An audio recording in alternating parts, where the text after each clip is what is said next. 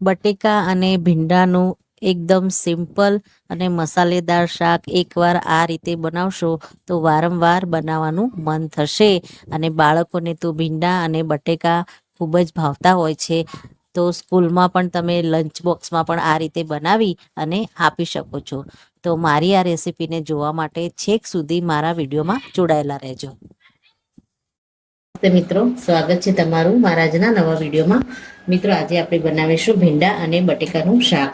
તેના માટે ભીંડાને આપણે ધોઈ અને બે ભાગમાં આ રીતે કટ કરી લીધા છે. અને બટેકાને પણ આપણે ધોઈ અને આ રીતે સ્ટીકની જેમ કટિંગ કરી લેવાના છે. તો ચાલો બનાવવાની શરૂઆત કરીએ.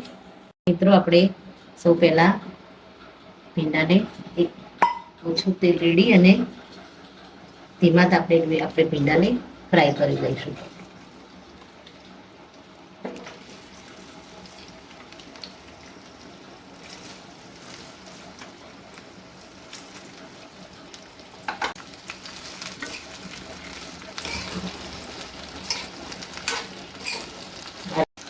મિત્રો, ધીમા તાપે આપણે ભીંડાને સારી રીતે કૂક થવા દઈશું. મિત્રો, ભીંડા તેલમાં થોડા શેકાય ત્યાં સુધી આપણે મસાલો કરી દઈશું. આપણે 6 થી 7 કળી લસણ લઈશું. તેની સામે આપણે 1 ચમચી જેટલું આપણે જીરું લઈ લઈશું. ત્યારબાદ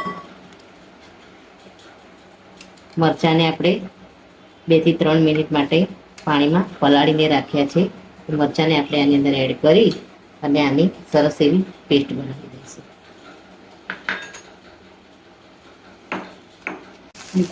મિત્રો, ભીંડા સરસ એવા તેલમાં ફ્રાય થઈ ગયા છે. આપણે આને એક ડીશમાં કાઢી લઈએ.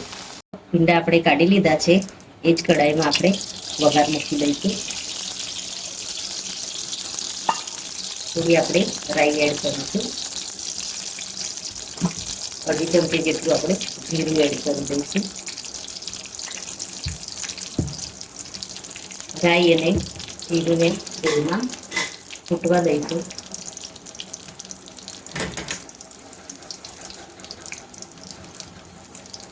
ત્યારબાદ આપણે મીઠા લીમડાના પાન એડ કરી દઈશું એમાં. ત્યારબાદ બટેકાને આપણે જે કટિંગ કરી અને રાખ્યા છે એ બટેકાને આપણે આની અંદર એડ કરી દઈશું. તમારે આમાં હિંગ એડ કરવી હોય તો એ પણ તમે કરી શકો છો.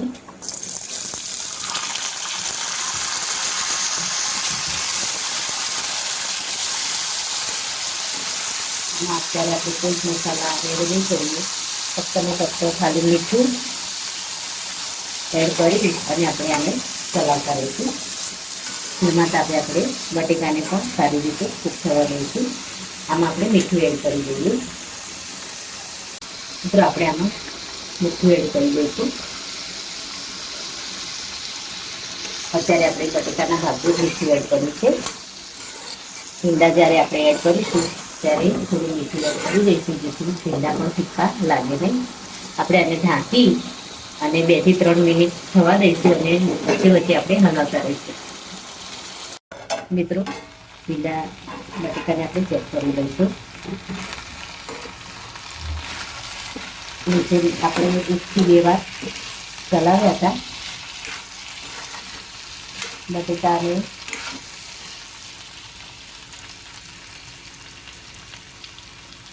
બટેકા 50% જેટલા તો કૂક થઈ ગયા છે. આમાં આપણે મસાલા કરી દઈશું. હવે આપણે જે ચટણી વાટી અને રેડી કરી હતી મરચાં, લસણ અને જીરાની, એને આપણે આની અંદર એડ કરી દઈશું.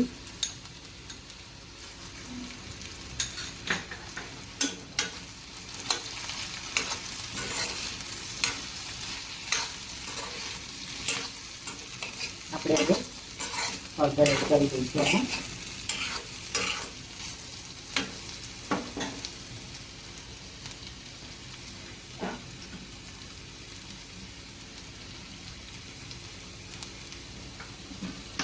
ત્યારે કાશ્મીરી લાલ મરચું લઈશું. આપણે આખા મરચાંની ચટણી એડ કરી છે એટલે કાશ્મીરી લાલ મરચું એડ કરી દઈશું.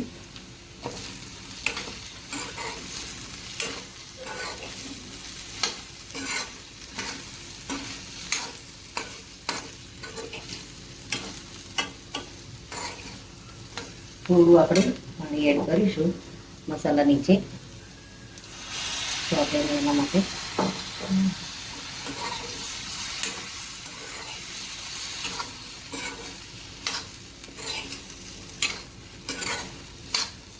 હવે આપણે આની અંદર ભીંડા એડ કરી અને મિક્સ કરી દઈશું.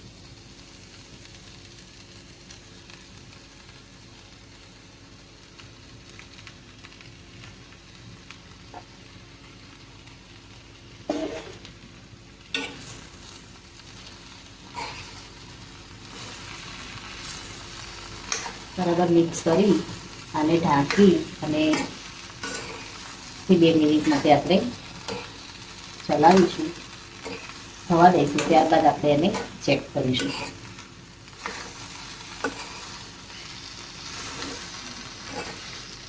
મિત્રો આપણે થાળી ઉપર પાણી મૂકી અને શાકને ધીમા તાપે થવા માટે મૂક્યું હતું.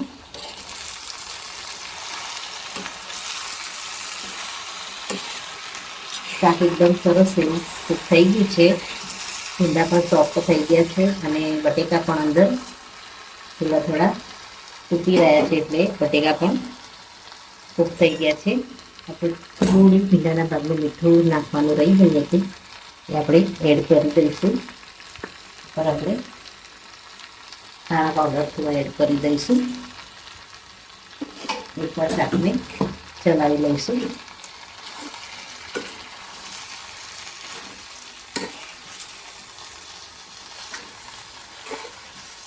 પછી આપણે કોથમીર એડ કરીશું. ગેસને આપણે 1-2 મિનિટ તમારે થવા દેવું હોય તો ગેસ ઉપર ધીમા તાપે મૂકી દેવાનું. કોથમીર એડ કરી અને આને આપણે મિક્સ કરી દઈશું અને શાકને આપણે સર્વ કરી દઈશું. મિત્રો છે ને, જોતાં જ ખાવાનું મન થઈ જાય એવું ભીંડા અને બટેકાનું શાક. તો તમે પણ આ રીતના કોમ્બિનેશનવાળું શાક ઘરે જરૂરથી બનાવો. તો મિત્રો, આ સાથે મારો વિડીયો પૂરો થાય છે. જો મારો આ વિડીયો તમને ગમ્યો હોય તો લાઇક, શેર, સબસ્ક્રાઈબ કરવાનું ભૂલશો નહીં અને કમેન્ટમાં જરૂરથી લખો કે મારી આ રેસીપી તમને કેવી લાગી. ફરી મળીએ નવા વિડીયો સાથે. ત્યાં સુધી આવજો. Thank you.